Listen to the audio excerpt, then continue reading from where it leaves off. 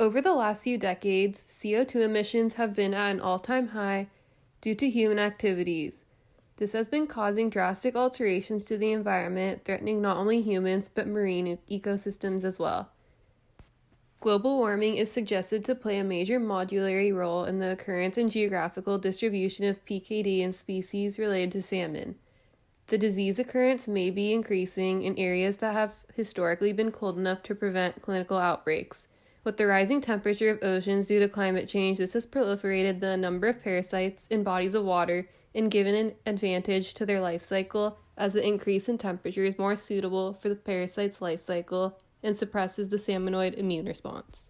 This led us to ask the question, with the increase in climate change, how does this affect the proliferation of the parasite Tetracapsuloides bryosalmonae, and what does this mean for the populations of salmonid species? The increase in water temperature that was stated earlier is suspected to be the reason for the proliferation of parasites.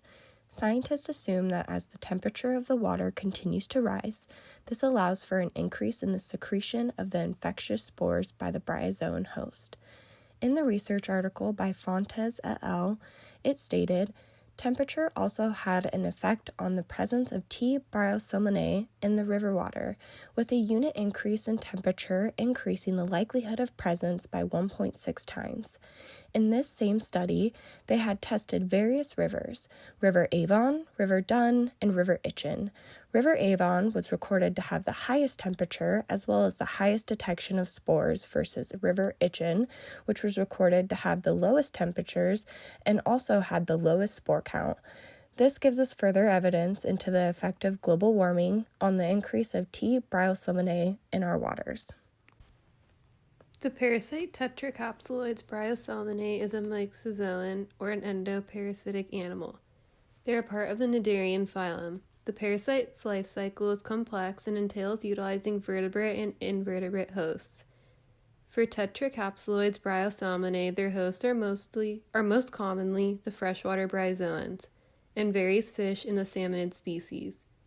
The parasite starts off as a single cell described as a covert stage or avirulent stage that shows no effect on the bryozoan's normal function. As the parasite becomes multicellular, this is termed the overt or virulent stage, reducing growth and increasing mortality of the host. Infectious spores created in the body cavity are released through the pores at the base of the host. These spores target and enter into the salmonids and make their way to the posterior kidney. It is here where the cells begin to multiply until they create a mature sporogonic pseudoplasmodium that is released through the urine and is viable to infect the freshwater bryozoans, completing the life cycle. We mentioned earlier that the outbreak of the parasites has been linked to the increase in temperature. According to the study conducted by Bailey et al., quote, at lower temperatures, fish exhibited an asymptomatic version of the disease and lower parasitic burden.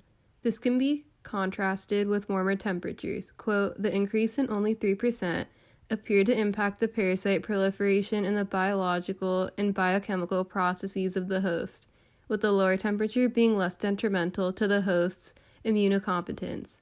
This shows that the parasite is able to infect the salmonid easier due to the host's weakened immune system for the rise in temperature, strengthening the overall life cycle of the parasite.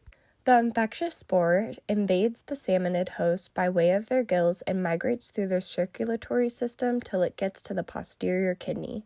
Once the parasite has landed in the kidneys, Bartolomeo Gorgulione et al. Stated that it is triggering an aberrant histozoic extrasporogonic proliferation that causes a chronic immunopathology with host immunosuppression, often predisposing the fish host to secondary infections. The most common secondary infection seen is proliferative kidney disease, PKD. PKD can cause a list of symptoms in these fish, including nephromegaly, splenomegaly, pale gills, darkened skin, etc. As we stated, global warming also plays a role in PKD seen in salmonid species. As the temperature of the water increases above 15 degrees Celsius, this provides the environment to cause secondary infections such as PKD seen in the salmonid species. The parasite is able to thrive in different areas due to the rise in temperature of the bodies of water across the globe, where otherwise these parasites may not have been able to maintain their life cycle for as long in quote normal conditions. In colder areas, we may not have seen this parasite live, where we are now seeing them proliferate. In this graphic, we can see the vast range of species across the world that are being affected by this parasite. PKD seed and salmonid species is economically important in the related industries located in North America and Europe. Wild brown and rainbow trout in some rivers in Switzerland have populations that are infected from 40 to 100%. Although wild species are more likely to be infected, it is still possible for the farmed salmonid species to become infected as well. In fact, the numbers of fish infected for each group, wild and farmed, are growing annually.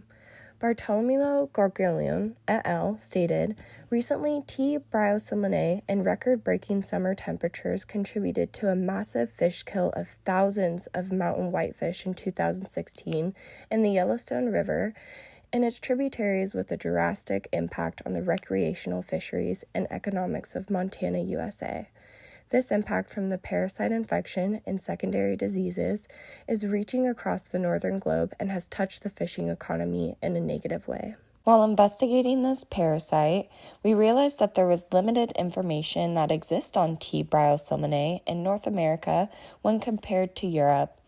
I think that researching more into the strain of parasites here in North America could give better insight into how our strain is affected by the environment and what we can do to help suppress it from destroying our fishing economy.